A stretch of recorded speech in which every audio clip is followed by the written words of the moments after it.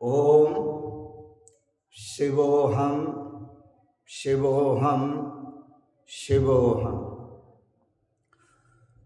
ओम ध्येयं सदा परिभवग्नमभीष्टदोहम तीर्थास्पदं शिवविरञ्चनुतं शरण्यं भृत्यार्तिहं प्रणतपालभवाब्धिपोतं वन्दे महापुरुष ते चरणारविन्दं वन्दे महापुरुष ते चरणारविन्दम्। ओम अखंडानंदबोधाय शिष्य संतापहारिणे सच्चिदानंदरूपाय तस्मै श्री गुरवे नमः। तस्मै श्री गुरवे नमः। तस्मै श्री गुरवे नमः। पूर्व प्रसंग में आप श्रवण कर रहे थे, यत्र विश्वमिदं भाति कल्पितं रज्जु सर्पवत् आनंदः परमानंदः सबोधस्त्वं सुखं चर। महर्षि अष्टावक और जनक संवाद। महर्षि अष्टावक राजा जनक को कहते हैं, जैसे रज्जु में कल्पित सर्प दिखाई देता है, ठूंठ में कल्पित नर दिखाई देता है, इसी तरह तुझ आनंद स्वरूप परमानंद स्वरूप सुख स्वरूप में यह जगत दिखाई देता है। रज्जु में देखा गया सर्प मिथ्या है, ठूंठ में देखा गया नर मिथ्या है, और तेरे स्वरूप में सुख स्वरूप में परमानंद स्वरूप में देखा गया जगत ये भी मिथ्या है। विश्वम इदम भाति कल्पितम रज्जु सर्पवत। इस बात को समझना कठिन है और थोड़ा ध्यान देंगे तो समझ भी सकते हैं। बस ध्यान इतना देना है कि दृश्य की तरफ न चलें, दृष्टा की तरफ चलें। दृश्य को न देखें, दृष्टा को देखें। दृश्य को भूलें और दृष्टा का स्मरण करें।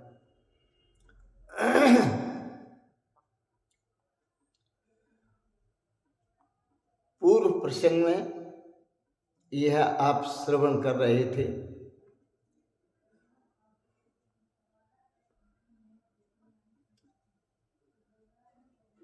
यह शरीर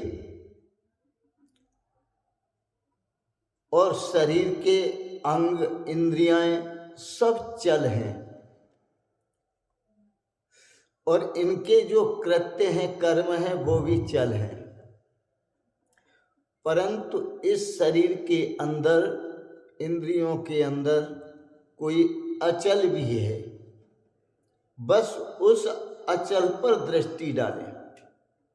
कल दृष्टांत दिया था, कुम्हार का चाक बहुत तेजी से घूमता है, लेकिन जिस पर घूमता है वह बिल्कुल स्थिर है, जिसको कीली बोलते हैं। इसी तरह ये संसार रूपी चाक, शरीर रूपी चाक बहुत तेजी से घूम रहा है, सारे कार्य कर रहा है, सारे बर्तन बना रहा है, लेकिन जो इसमें आनंद परमानंद बोध स्वरूप, जो आनंद स्वरूप है, परमानंद स्वरूप है, बोध स्वरूप है, सुख स्वरूप है, वह परमात्मा बिल्कुल स्थिर है। आगे महर्षि अष्टावक्र कहते हैं, हे तात, हे व्यापक ब्रह्मन, मुक्ताभिमानी मुक्तोयि बद्धो बद्धाभिमान्यपि लोकोक्ति सत्येयं या गति या मतिर्स गतिर्भवेत्। अभिमान करता मुक्ति का सो धीर निश्चय मुक्त है, अभिमान करता बंध का सो मूढ़ बंधन युक्त है। जैसी मति वैसी गति, लोकोक्त यह सच मान कर, पहचान अपने आप को हो जा अजर हो जा अमर। जो मुक्ति का अभिमान करता है कि मैं सदा मुक्त हूँ, वो सदा मुक्त है। जो बंधन का अभिमान करता है वो सदा बंधन में है। मुक्ता अभिमानी मुक्तो ही बद्धो बद्धाभिमान्यपि। क्यों? कि लोकोक्ति सत्ययम, यह लोकोक्ति विश्व प्रसिद्ध है और सत्य है। जैसी मति वैसी गति, जिसकी जैसी मति होती है उसकी वैसी ही गति होती है। संसार में जिसकी मति होती है वो संसार में आसक्त होता है, और परमात्मा में जिसकी मति होती है वह परमात्मा में आसक्त होता है। तो मुक्ता अभिमानी मुक्तो ही बद्धो बद्धा अभिमान्यपि। ऐसा समझें कि एक हमारे मित्र थे प्रोफेसर, बड़े अच्छे थे और बड़े सीधे थे।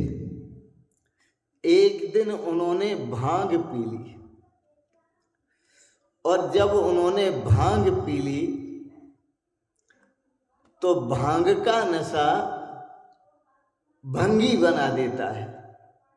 आदमी चाहे कितना ही सीधा हो, बस कुल्लड़ में हुल्लड़ हो जाता है।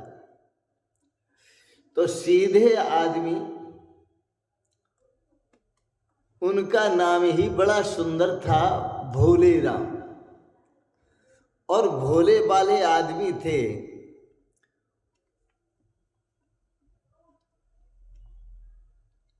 और उन भोले वाले आदमी के साथ एक कांड हो गया। और वो कांड क्या हुआ कि एक तालाब में एक व्यक्ति डूब गया। अब उनको लगा कि मैंने इसे डूबते देखा है, कहीं ऐसा न हो कि पुलिस मेरे पीछे पड़ जाए कि इन्होंने ही डुबोया है। तो महाराज वो भयभीत तो होने लगे, वो डरने लगे, क्योंकि सीधे साधे आदमी थे, घबरा गए। और 3 महीने तक उन्होंने अपना जो जीवन काटा वो लुक छुपकर जीवन काटा, क्योंकि उन्हें ऐसा लगा कि कहीं ऐसा न हो कि पुलिस मेरे पीछे पड़ जाए और मैं सामने पड़ जाऊं तो पुलिस मारेगी भी और बंद भी कर देगी, जेल भी कर देगी। और ये यदि पुलिस पीछे पड़ी तो हर जगह आकर के पूछेगी, ये बताओ कि भोला राम कहाँ है। इसलिए बड़े दुख छुप के रहते थे। उनके जो मित्र थे वह उनके मित्र अपने मित्र के घर में गए। तो मित्र के घर में गए तो मित्र ने 2 बिस्तर लगा दिए, एक अपने लिए लगा दिया, एक भोला राम के लिए लगा दिया। तो मित्र जब सोया तो भोला राम अपने बिस्तर पर नहीं सोए, बल्कि मित्र के बिस्तर के नीचे सोए, चारपाई के नीचे धस गए, वहां सोए, क्योंकि उन्हें इतना डर था। उनको लगा कहीं पुलिस आ न जाए और पकड़ के न ले जाए। और भोला राम जल्दी सोते नहीं थे। मित्र कहता था कि तुम सो जाओ और जल्दी सो जाओ, लेकिन वो जल्दी सोते नहीं थे, घबराते रहते थे। जब घबराते रहते थे तो 24 घंटे एक ही रंग में वो रहने लगे। क्यों रहने लगे? कि उन्हें मानसिक बीमारी हो गई, भयभीत रहने की, कि पुलिस अब आई, पुलिस अब आई। वो कभी दीवालों को देखते, वो भी कभी दरवाज़ों को देखते, कभी खिड़कियों को देखते, लेकिन चैन से सोते नहीं। कभी कभी उनके कृत्य को पड़ोस में व्यक्ति होते वो भी देखते, कभी कभी उनकी आवाज़ को हर तरफ लोग सुनते। कोई रास्ते से चल रहा तो उन्हें लगता है यह मुझे कहीं देख न ले, कोई किनारे से चल रहा है तो भी लगता है ये कोई हंसता हुआ जा रहा है, कहीं देख तो नहीं लिया इसने। भोला राम देख करके और हंस भी नहीं पाते थे, बल्कि घबराहट में बड़ी गफलत में रहते थे। उन्होंने लगा कि जो आदमी हंसता हुआ जा रहा है वो कहीं मेरे खिलाफ षड्यंत्र तो नहीं रच रहा है, कहीं ऐसी स्थिति तो नहीं मुझे पकड़वाने का षड्यंत्र रच रहा है। मुझे लगता है कि ये लोग हंसते हुए जा रहे हैं, मुस्कुराते हुए जा रहे हैं, बातें करते हुए जा रहे हैं, रास्ता में चलते हुए जा रहे हैं, ये सब मेरे खिलाफ हैं और सब मेरे खिलाफ बातें करते जा रहे हैं। अब परिचित मित्र थे तो परिचित मित्र थे, उनसे भी वो घबरा रहे थे। तो उन परिचित मित्र ने जब उनकी पोजीशन को देखा तो देखने के बाद उन्होंने विचार किया कि इनका भय जो अंदर भरा हुआ है वो कैसे निकलेगा। तो उनके जो मित्र थे उन्होंने सोचा इनका भय निकालने के लिए कोई उपाय करना चाहिए। तो उन्होंने उपाय किया कि एक इंस्पेक्टर को वो जानते थे, उन्होंने इंस्पेक्टर से कहा कि मेरे एक मित्र हैं और उन मित्र के भय को निकालना है, तुम ऐसा करो उनके खिलाफ एक फाइल तैयार करो और मोटी फाइल तैयार करो, क्योंकि मैं उनसे जब बात करता हूँ तो वो मैं कहता हूँ कि तुम भयभीत क्यों हो रहे हो, भयभीत तुम्हें नहीं होना चाहिए, तुम शांति से जियो। लेकिन वो कहते हैं तुम्हें पता नहीं है थाने में मेरी इतनी मोटी फाइल चल रही है मेरे खिलाफ, तो तुम मोटी फाइल, इंस्पेक्टर को कहा तुम मोटी फाइल तैयार करो। इंस्पेक्टर ने मोटी फाइल तैयार की और बोले इसमें भोला राम लिख लो कि ये मुलजिम भोला राम कहाँ पर है, उसकी तलाश में मैं घूम रहा हूँ, तो भोला राम मुलजिम लिख लो। उन्होंने वो नाम भी लिख लिया और बोले बस मेरे घर आ जाना और बस मैं जो है फिर आपको जैसे कहूँ वैसे करते रहना। बोले ठीक है। तो भोला राम नाम भी लिख लिया उन्होंने। अब जब नाम लिख लिया और वो इंस्पेक्टर को कह दिया था कि हथकड़ी हाथ में साथ में लेके आना, वो हथकड़ी भी साथ लेके आए।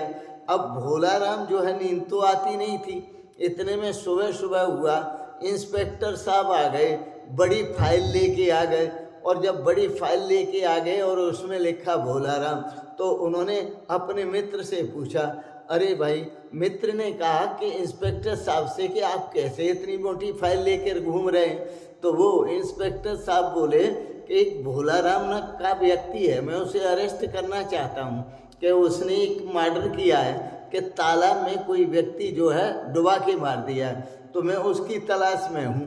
तो उनकी तलाश में है तो वो देखा। अब भोला राम बहुत ज़्यादा कांपने लगे। जब कांपने लगे तो उन्होंने सोचा बस मेरी फाइल है और ये आ गया इंस्पेक्टर, अब इसने मुझे ज़रूर पकड़ना है, मार पड़ेगी सो अलग पड़ेगी और मुझे जेल होगी सो अलग होगी। तो इस प्रकार से वो घबराते हुए बस खड़े रहे कांपते हुए। तो फिर उन्होंने कहा, भोला राम ने कहा अपने मित्र से, देखो ना कि सिद्ध हुआ कि नहीं हुआ, मैं तुम्हें जो बात कहता था वही बात सिद्ध हो गई कि मेरे पीछे पुलिस पड़ी है, इतनी मोटी फाइल है, देखो आ गई ना फाइल, और इंस्पेक्टर भी आ गए मुझे अरेस्ट करने के लिए। तो जो मैं कहता था वो बिल्कुल सही बात थी और तुम जो कहते थे वो तुम्हारी बात झूठ थी। तो यह उस भांग के नशे में जो अपनी बात सही करने के लिए भोला राम पीछे पड़ गए ताकि मैं सही सिद्ध हो जाऊं और मेरा मित्र जो है वो गलत सिद्ध हो जाए। तो वो अपने को सही सिद्ध करने में लग गए, चूँकि भांग पी रखी है। तो इस प्रकार से उन्होंने कहा कि देखो मैंने कहा था ना कि मेरे साथ जालसाजी हो रही है और जो मुझे अरेस्ट करने के लिए पकड़ करने के लिए जो है पुलिस सोच रही है। तो अब आया ना सामने, अब मैं समझता हूँ मेरी आजन्म सजा होगी, मैं बच नहीं सकता, क्योंकि वो व्यक्ति मर गया था और मेरा ही नाम हुआ है उसमें मरने में। तो उन्होंने सोचा कि अब मेरी आजन्म सजा होगी। तो जो उनके मित्र थे वो कहने लगे, देखो, मित्र ने कहा, देखो तुम थोड़ा शांत रहो, घबराने की जरूरत नहीं, मैं सब संभाल लूंगा। उसने कहा इंस्पेक्टर को, इंस्पेक्टर साहब, मैं आपको 10,000 रुपये दूंगा, इस फाइल की प्रक्रिया को आप बदल दो, भोला राम को मुक्त कर दो। इंस्पेक्टर ने कहा कि केस बड़ा भारी है, इतने में नहीं सिलटेगा, ये तो पैसे भी लगेंगे, उसके बाद इनकी जमानत भी नहीं होगी, सीधे जेल जाएंगे और आजीवन कारावास होगा इनका। अब भोला राम कहते हैं अपने मित्र को, देखो मैं कह रहा था ना, मेरा आजीवन कारावास हो सकता है और पैसे भी खर्च हो सकते हैं, मेरी दोनों बातें सही हैं, मेरी दोनों बातें सही। मित्र ने कहा तुम चुप रहो ना, शांत रहो, मैं सब संभाल लूंगा। उन्होंने कहा देखो ये 10,000 रुपये हैं, 10,000 नहीं चाहिए, मैं आपको 1,00,000 रुपये देता हूँ, छोड़िए आप भोला राम को, केस बदल दीजिए। उन्होंने कहा आप 1,00,000 दो तो भी मैं बदलने वाला नहीं, भोला राम को तो जेल में डालना ही है, क्योंकि केस बड़ा संगीन है। तो उन्होंने क्या किया, भोला राम के सामने ही अपने इंस्पेक्टर मित्र को 1,00,000 रुपये दे दिए। और जब 1,00,000 रुपये दे दिए तो मित्र के पास जब रुपए पहुंचे तो मित्र ने कहा ठीक है कि भोला राम को मुक्त करने का मैं कोई उपाय सोचता हूँ और थोड़ा सा समय दीजिए। थोड़े से समय ही वहीं बैठे बैठे, ठीक है मेरी समझ में आ गया, मैं इनके केस को यहीं ख़त्म कर देता हूँ। उन्होंने कहा कि भोला राम बिल्कुल पाक साफ हैं, वो उस रास्ते से गुजरे जरूर हैं, लेकिन उन्होंने इस प्रकार का निंदनीय कर्म नहीं किया है, इसलिए भोला राम को बरी किया जाता है, वो सजा के योग्य नहीं है, अतः सजा से मुक्त किया जाता है। लिख दिया और लिख करके उन्होंने उनके भोला राम के मित्र ने जो था देखा, इंस्पेक्टर साहब ने लिख दिया है, भोला राम के सामने रजिस्टर रख दिया और कहा देखो ये साफ साफ लिखा है, अब तुम मुक्त हो गए, अब तुम्हें किसी प्रकार की चिंता करने की बात नहीं है। अब भोला राम को लगा कि हाँ ठीक है, अब करीब करीब अवस्था सही है, क्यों कि 1,00,000 रुपये भी दे दिए और फिर ये केस भी उन्होंने रफे दफे कर दिया, समाप्त कर दिया और मेरे सामने ही समाप्त कर दिया। इसमें लिख दिया कि इंक्वायरी जो हो रही थी वो यहीं समाप्त की जाती है। तो भोला राम को थोड़ा सा लगा कि अब मैं केस से मुक्त हो गया। अब आप एक बात बताओ कि भोला राम को लगा कि मैं केस से मुक्त हो गया, भोला राम केस में थे कब और कब उनकी सजा हो रही थी, कहाँ सजा हो रही थी? उन्होंने बस मान लिया था कि ये केस मुझे लगेगा, ये मान लिया था कि ये केस मुझे लगेगा और मेरी सजा होगी, बस मान लिया था। और अब मित्र ने जो सुझाव दिया, मित्र ने जो तरकीब निकाली, मित्र ने जो उपाय सोचा, उसके अनुसार अब उन्होंने ये मान लिया कि अब मेरी सजा नहीं होगी। बस इतनी ही तो बात है। जब मान लिया था कि मेरी सजा होगी तो वो कांप रहे थे, डर रहे थे, भयभीत हो रहे थे, और अब मान लिया कि मेरी सजा नहीं होगी तो आनंदम परमानंदम, वो परम आनंद में हो गए, वो परमानंद में हो गए। सुखम चर, अब मित्र ने कहा तुम सुख से विचरण करो, अब कोई तुम्हें कुछ कहने वाला नहीं है, कोई पुलिस वाला तुम्हारे पास नहीं आएगा। सुखम चर।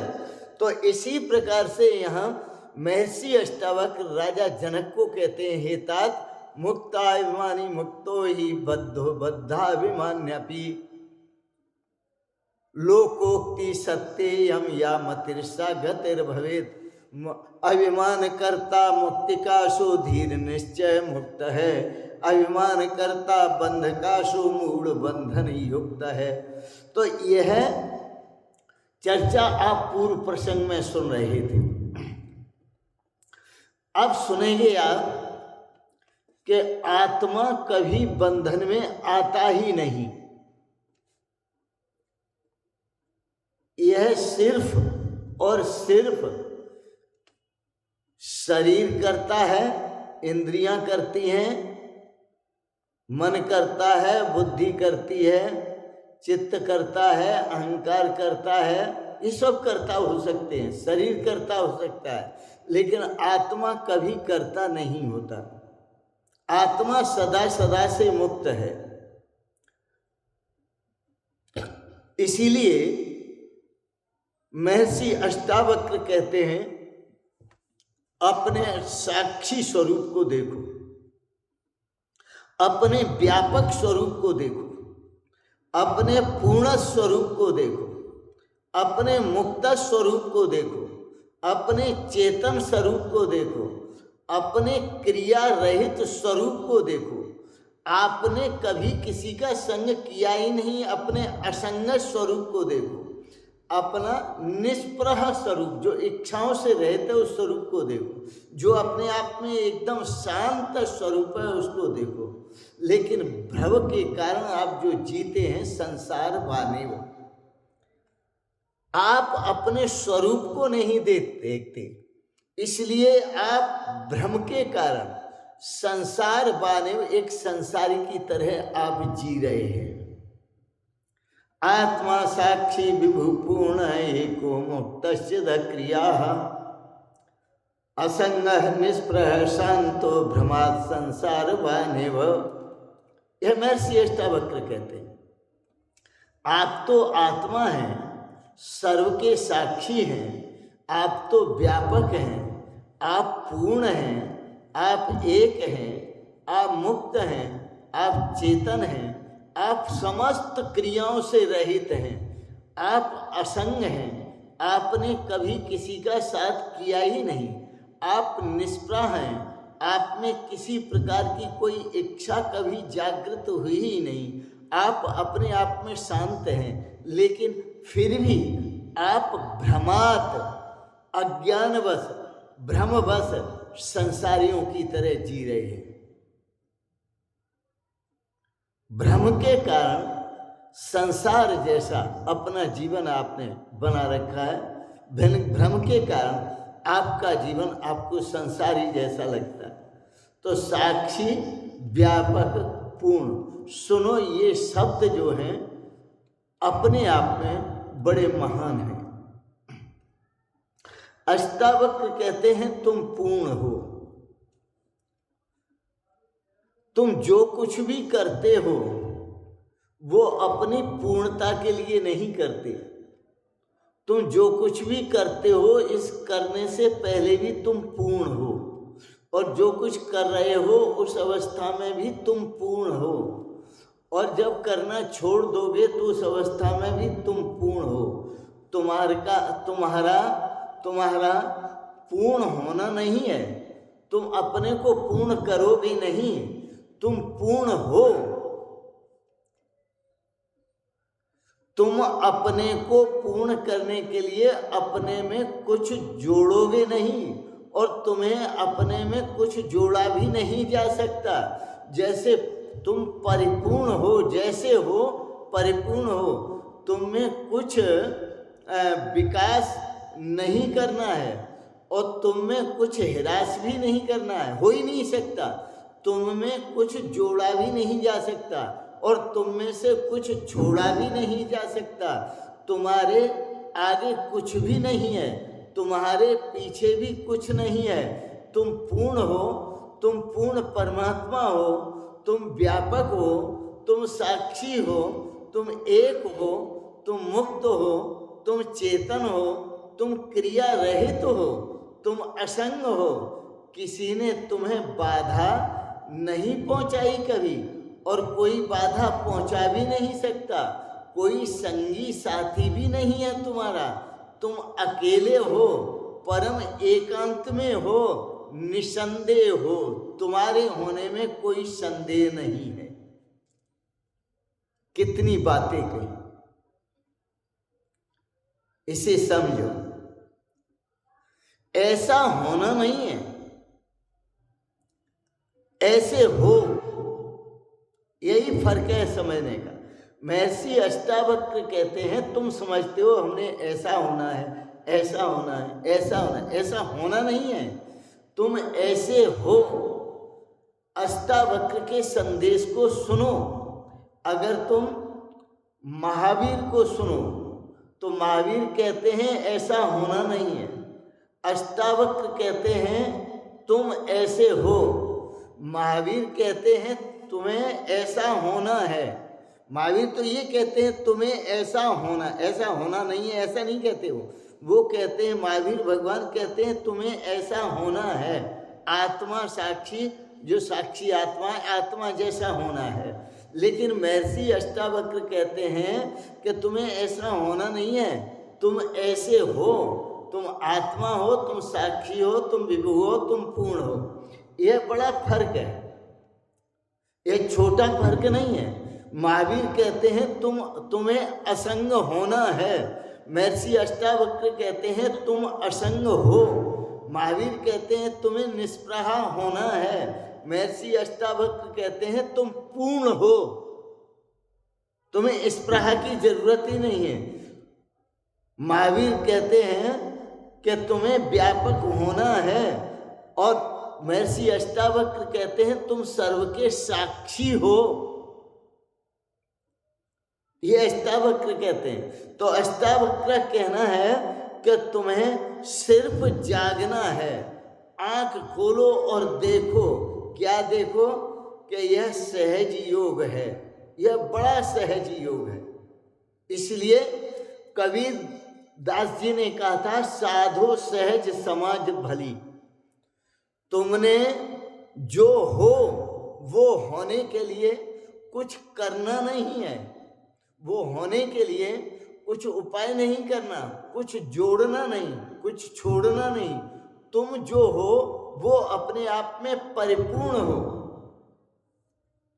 इसलिए कबीर भगवान कहते हैं, कबीरदास जी कहते हैं, साधो सहज समाधि भली। जो सहज समाधि है, सहज समाधि का मतलब होता है कि सहज स्वरूप, जिसमें कुछ डालना भी नहीं और जिसमें कुछ निकालना भी नहीं। मतलब हमारा ऐसा जो स्वरूप है, पूर्ण स्वरूप, उसमें कुछ निकालने की भी जरूरत नहीं है और उसमें कुछ डालने की भी जरूरत नहीं है। वो परितः समन्तात चारों तरफ से पूर्ण है। तो आप ऐसा अनुभव करो, पूर्णो अहम, मैं पूर्ण हूं। साधो सहज समाधि भली, जय जय डोलो सो परिक्रमा, खाऊं पियो सो पूजा, जब सोऊं तो करूं दंडवत, भाव मिटाऊं दूजा।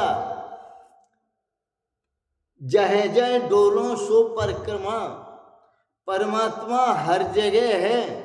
जहां जहां मैं डोलता हूं, यह परमात्मा की ही परिक्रमा हो रही है। खाऊं पियो सो पूजा, और जो मैं खाता पीता हूं, यह मैं भगवान की पूजा कर रहा हूं।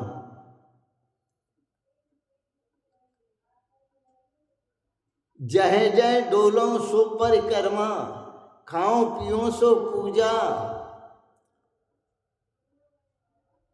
और जब सोऊं तो करूं दंडवत। जब मैं सोता हूं तो उसी परमात्मा के चरणों में ही लेटता हूं। भाव मिटाऊं दूजा, और मुझसे भिन्न कोई दूसरा परमात्मा नहीं है। मैं दूसरा भाव मिटाता हूं, समाप्त करता हूं। इसलिए संत महापुरुष, अनुभवी महापुरुष, जो ब्रह्मवेत्ता हैं, जो ब्रह्म विद्या के ज्ञाता हैं, अध्यात्म विद्या के ज्ञाता हैं, वो बोलते हैं डंके की चोट, सो हम शिवो हम, सो हम शिवो हम, सो हम शिवो हम। जिस परमात्मा को मैं खोज रहा था, सो हम, वह मैं ही हूं। जिस कल्याणकारी परमात्मा को मैं प्राप्त करना चाहता था, शिवो हम, वह कल्याणकारी परमात्मा मैं ही हूं। बस यही बात महर्षि अष्टावक्र राजा जनक को कहते हैं, इससे अतिरिक्त नहीं कहते कुछ। और यही समझना,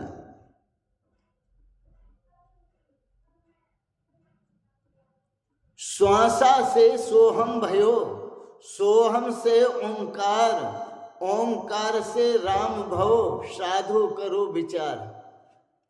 सो श्वासा अंदर को जावे, हमसे निज का पता बतावे। श्वास श्वास में होत है, सोहम सोहम जाप, सोहम सोहम से लखो, एक आप ही आप, आपके सिवाय यहां कोई दूसरा नहीं है। ऐसी स्थिति और इसी भाव को महर्षि अष्टावक्र राजा जनक को समझा रहे हैं। पहले आप यह समझें, यह राज विद्या है, यह राज गोपनीय ज्ञान है। राज विद्या राजगुह्यम इदम उत्तमम परमम उत्तमम, यह राज विद्या है और राज गोपनीय ज्ञान है। यह उत्तम है, परम उत्तम है। इसलिए महर्षि अष्टावक्र ने कहा आनंद परमानंद, तो आनंद स्वरूप है, परमानंद स्वरूप है। सुख से विचर, अर्थात सुख पूर्वक विचरण करो। तुम्हारे में दुख का नाम लेश मात्र भी नहीं है। अपने सुख स्वरूप को पहचानो। हे इंसान, अपने आप को पहचान, यही है भक्ति और यही है ज्ञान। इन शब्दों के साथ आज के प्रसंग को, वाणी को विराम देते हैं। आपने बड़े प्रेम और श्रद्धा से श्रवण किया, इसके लिए बहुत बहुत अनुग्रहित हैं। और एक बात जरूर कहेंगे, कोटि से मंगलमयी कामना करते हुए भगवान आपको आपके स्वरूप का बोध कराएं, आप पर कृपा करें और आप मुक्ति का पथ खोजना बंद करें और आप अपने आप को देखें, मैं तो सदा से मुक्त हूँ, सदा आनंद स्वरूप हूँ, सदा परमानंद स्वरूप हूँ, सदा सुख स्वरूप हूँ, सदा शाश्वत शांति स्वरूप हूँ। इन शब्दों के साथ ही आप सबको बहुत बहुत शुभकामनाएं। नव संवत्सर आज प्रारंभ हो रहा है, नए वर्ष की आपको बहुत बहुत बधाइयाँ। नव संवत्सर की आपको बहुत बहुत बधाइयाँ। यह नया संवत्सर आपके लिए, आपके परिवार के लिए, आपके भाई बंधुओं के लिए, आपके सगे संबंधियों के लिए और हमारे पूरे भारतवर्ष के लिए और हमारी सनातन संस्कृति के लिए एक नई ऊर्जा लेकर और एक नई खुशी लेकर और एक नया पौरुष लेकर आए और आप सबको उस पौरुष के द्वारा अपने स्वरूप में जागृत करें, जिससे आप अपने जीवन में श्रेय को प्राप्त कर सकें, कल्याण को प्राप्त कर सकें और अपने जीवन में परम आनंद की अनुभूति कर सकें। तो इन शब्दों के साथ साथ नए संवत्सर की आपको बहुत बहुत बधाइयाँ और बहुत बहुत शुभकामनाएँ, बहुत बहुत आशीर्वाद और बहुत बहुत मेरे प्रणाम। जो जिस लायक हैं वो आप स्वीकार करें। बहुत बहुत प्रणाम प्रणाम प्रणाम। शिवोहम शिवोहम शिवोहम।